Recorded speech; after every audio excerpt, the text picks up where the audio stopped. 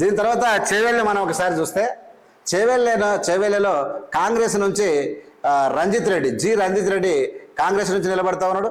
BRS నుంచి ఇక్కడ కాసాని జ్ఞానేశ్వర ముదిరాజ్ నిలబడతా ఉన్నాడు. తర్వాత కొండ విశ్వేశ్వరరెడ్డి కూడా నిలబడతా ఉన్నాడు.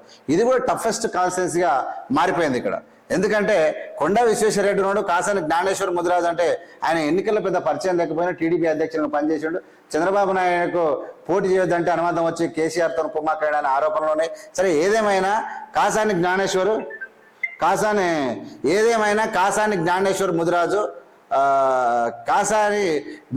ముదిరాజు అండ్ రంజిత్ రెడ్డి అండ్ కొండ విశ్వేశ్వరరెడ్డి టఫ్ ఫైట్లకు కొట్లాడితే ఇంతకు మొదలు ఎడ్జ్ వరకు ఉన్నది ఏం కథ మనం చూస్తే అంతకు మొదలు రంజిత్ రెడ్డికి కన్నా ఒక 10,000 ఓట్ల మెజార్టీ ఎక్కువ వచ్చే అవకాశమే ఈయన కనబడతా ఉంది. దాని తర్వాత కొండ విశ్వేశ్వరరెడ్డికి పెద్ద ఎడ్జ్ అయితే ఏం లేదు. ఇక్కడ ఒకసారి వస్తే 6,95,027 ఓట్లు ఉంటే 7,74,056 ఓట్లు ఇక్కడ ఎవరికి ఉన్నాయంటే బీఆర్ఎస్కి ఉన్నాయి.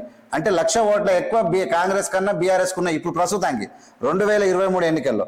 మనం కొండ బీజేపీకి చూస్తే 3,31,417 ఓట్లు మాత్రమే ఇక్కడ కనబడతా ఉన్నాయి. అంటే డబల్ ఓట్లుగా అన్నిటికన్నా తక్కువ పొజిషన్లో బీజేపీ ఉంది అక్కడ. కానీ కొండ విశ్వేశ్వరరెడ్డికి కొంచెం పట్టుంది. ఆయా ప్రాంతాల్లో జాతీయ స్థాయికి విషయానికి వస్తే కొంచెం ఏమైనా పరిణామాలు చేంజ్ అవుతాయని మనం ఒకసారి చూసినట్టయితే మనకు ఉన్నటువంటి ఏమేమి ఉన్నాయి ఇక్కడ కాన్స్టిట్యూన్సీలో మహేశ్వరం ఉంది, రాజేంద్ర నగర్ ఉంది, శేరిలింగంపల్లి ఉంది, చేవెళ్ళ ఉంది, పరిగి ఉంది, వికారాబాద్ ఉంది, తాండూరు ఉంది. మహేశ్వరము టీఆర్ఎస్ గెలిచింది. రాజేంద్ర నగర్ కూడా టీఆర్ఎస్ గెలిచింది.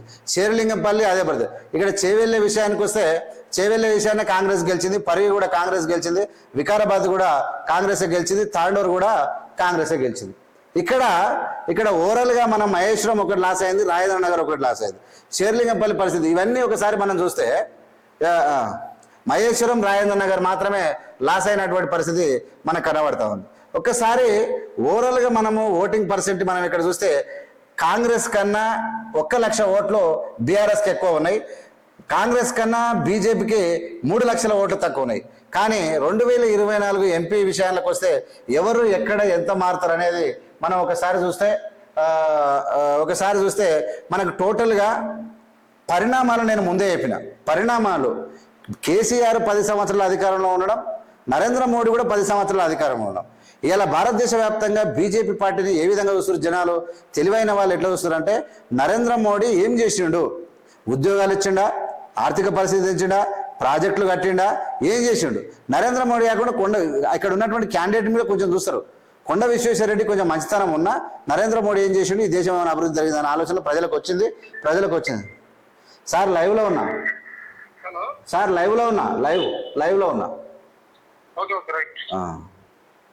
ఇది పరిస్థితి. అయితే మనం ఒకసారి చూస్తే ఇక్కడ ఉన్నటువంటి పరిస్థితులు చూస్తే ఇక్కడ 8,35,707 ఓట్లు కాంగ్రెస్కి వస్తే బీఆర్ఎస్కు 3,53,000 ఓట్లు వస్తున్నాయి. ఇక్కడ కొండ విశ్వేశ్వరరెడ్డికి 4,72,908 ఓట్లు వస్తూ ఉన్నాయి. ఎందుకు ఇక్కడ థర్డ్ ప్లేస్లో ఉన్నట్టు మళ్ళీ థర్డ్ ప్లేస్లో ఉన్నటువంటి కారణం ఏంటి అంటే కొండ విశ్వేశ్వరరెడ్డి యొక్క ముఖం చూసే ఒక 2,00,000 ఓట్లు పెరిగినాయి, 1,00,000 ఓట్లు పెరిగినాయి. కొండ విశ్వేశ్వరరెడ్డి పర్సనల్గా 1,00,000 ఓట్లు చీల్చగలుగుతున్నాడు. కొండ విశ్వేశ్వరరెడ్డి వెల్ నోన్ పర్సన్. ఇక్కడ ఎవరెవరు మనం ఒకసారి రంజిత్ రెడ్డి మీద పెద్ద వ్యతిరేకత లేదు, సింపతి లేదు. సింపతి అంటే ఆయన కొంతవరకు అంటే పెద్ద ఎత్తున ప్రభావం చేయకపోయినా ఆయన బిజినెస్తోనే వచ్చిన వాళ్ళకి కలుస్తాడు, బాగా మాట్లాడతాడు అన్నటువంటి పేరు మాత్రం ఉంది, వ్యతిరేకత పెద్ద లేదు. కొండ విశ్వేశ్వరరెడ్డి కూడా సేమ్. ఇక్కడ జ్ఞానేశ్వర్ అంటే మీ ప్రజలకు టచ్ చేయలేడు ఇక్కడ, కానీ పార్టీకి కొంచెం ఓట్లు ఉన్నాయి కాబట్టి వచ్చే అవకాశం ఉంది.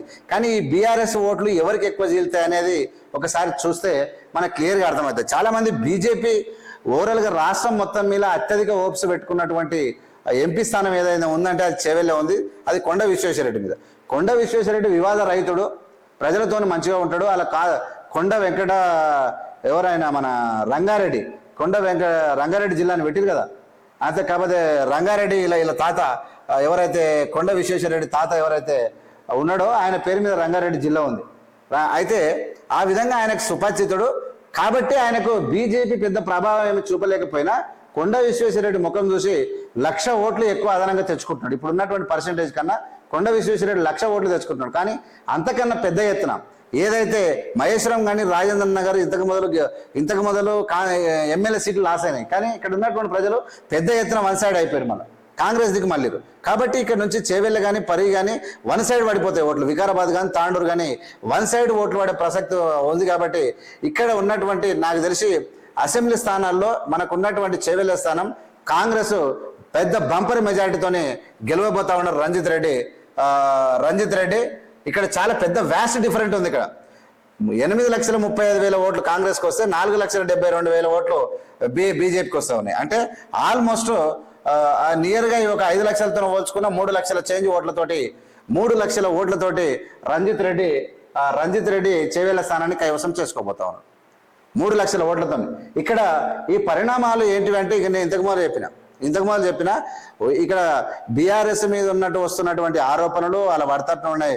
కాళేశ్వరం కావచ్చు, కుటుంబ పాలన కావచ్చు, లేదా ఫోన్ ట్యాపింగ్ కావచ్చు, ఆ పార్టీలో ఉన్న నాయకులంతా వెళ్ళిపోవడం కావచ్చు, కేసీఆర్ మీద నమ్మకం పోవడం కావచ్చు, నరేంద్ర మోడీ మీద కూడా పెద్ద పుంజుకోనికి అవకాశం లేదు. ఇక్కడ 2 సార్లు ప్రధానమంత్రి ఆయన ఇంకా కొత్తగా ఏమో చేశాడు, నరేంద్ర మోడీకి ఓటు వేయాలని తహతాలాడితోళ్ళు ఏం లేరు.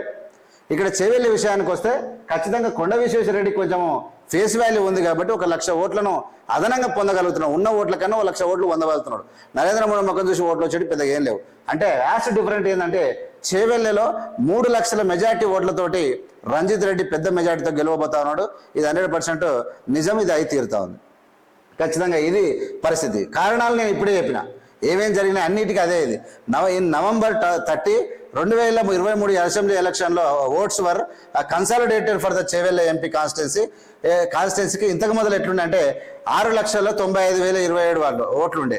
అట్ ద సెకండ్ పొజిషన్ ఉండేది అప్పుడు 2023 ఓట్ల ప్రకారంగానే సేమ్ వస్తే సెకండ్ ప్లేస్లో ఎవరున్నారు? కాంగ్రెస్ ఉంది. బీఆర్ఎస్ ఫస్ట్ ప్లేస్లో ఉంటుంది. After 6 guarantees and scams of BRS చేసినటువంటి లూటీ మొత్తం బయటపడ్డ తర్వాత voters have shifted to their thought process change అయిపోయింది. చేంజ్ అయినాక బీజేపీ నుంచి కూడా 10% పడ్డ ఓట్లు మొత్తం వద్దురా బాబు ఈ బీజేపీ వేస్ట్, వీళ్ళు కూడా బీఆర్ఎస్ తో కన్సల్ట్ అయ్యి 10% ఓట్లు బీజేపీ కట్ అయినాయి, 30% ఓట్లు బీఆర్ఎస్ కట్ అయినాయి. డిస్ట్రిక్ట్ లో మొత్తం ఓవరాల్ గా ఇక్కడ ఫ్రమ్ బీఎస్పీ కూడా కొంచెం చేంజ్ అయినాయి. విచ్ కూడా అంటే ఫెచ్ టు ద 8,35,707 ఓట్లు ఎవరికి వస్తున్న బై కానీ మెజారిటీ ఆఫ్ ద 3,62,798 ఓట్లు బీజేపీ. అంటే ఆల్మోస్ట్ 3 లక్షల ఓట్ల తేడాతోటి 3 లక్షల ఓట్ల తేడా.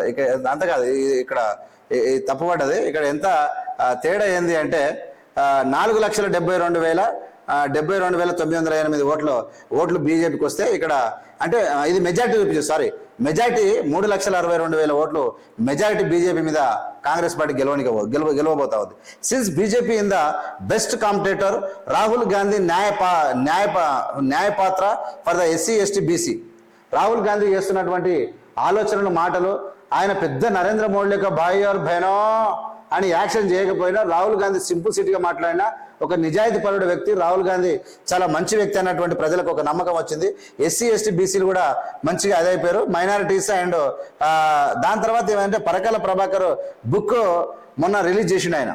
ఆ పరకాల ప్రభాకర్ చాలా మంది ఆయన వీడియోలు చూస్తూ ఉన్నారు, చూసి పేపర్లలో వస్తూ ఉంది. పరకాల ప్రభాకర్ ఒక ఎదురుదాడి చేసిండు. ఎవరైనా ఈ పరకాల ప్రభాకర్ అంటే బీజేపీలో ఉన్న సెంట్రల్ మినిస్టర్,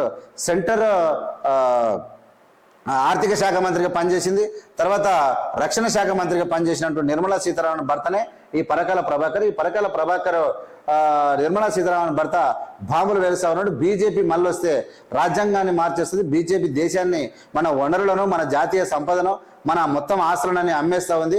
ఇది చాలా ప్రమాదకరమైన పార్టీ, దీన్ని నమ్మకూడదు. నరేంద్ర మోడీ ఎన్నిసార్లు కాంగ్రెస్ పార్టీ ఆయన తిట్టిందో గుర్తుపెట్టుకొని 93 సార్లు ఆయన నెంబర్లు చెప్తా ఉన్నాడు. ఎట్లా గుర్తు ఉంటుంది ఆయనకు? ఇక దేశంలో ఉన్నటువంటి మణిపూర్ సంఘటనలు కానీ, లేదంటే ఇంకా ప్రమాదకరమైనటువంటి రాష్ట్రంలో ఉన్నటువంటి నిరుద్యోగం సంగతి కానీ, లేదంటే ఆర్థిక వ్యవస్థల గురించి తెలియని నరేంద్ర మోడీ పనికి మాలిన మాటలు మాట్లాడుతున్నాడు. నమ్మరాదని చెప్పి ఆయన పెద్ద ఎత్తున ప్రచారం చేసి దాని ప్రభావంతో బీజేపీ మీద తీవ్ర వ్యతిరేకపడి ఇంతగా అసెంబ్లీ 23లో పడ్డ అసెంబ్లీ ఎన్నికల కన్నా 10% ఓట్లు కోతబడి వీళ్ళు బీజేపీ వెనకంజ వేసేటువంటి అవకాశం క్లియర్గా కనబడుతుంది. ఇక bonds and the protection of the constitution will be drive the voters through the process. ఇక్కడ ఖచ్చితంగా ఇక్కడ ఏం బాండ్స్ ఉన్నాయి? ఎలక్ట్రల్ బాండ్స్ మనం చూసినాం. Electoral bonds చందాదేవ్ దందాలేవు.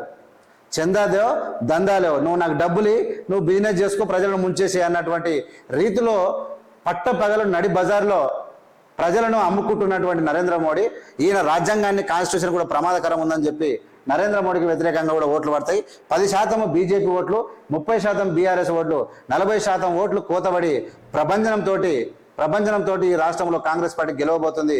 ఎవరు ఊహించని పరిస్థితి జరగబోతుంది. చేవేళ్లలో సుమారుగా 3 లక్షల ఓట్ల మెజార్టీతోని 3,60,000 ఓట్లతోటి చేవేళ్లలో రంజిత్ రెడ్డి గెలవబోతా ఉన్నాడు.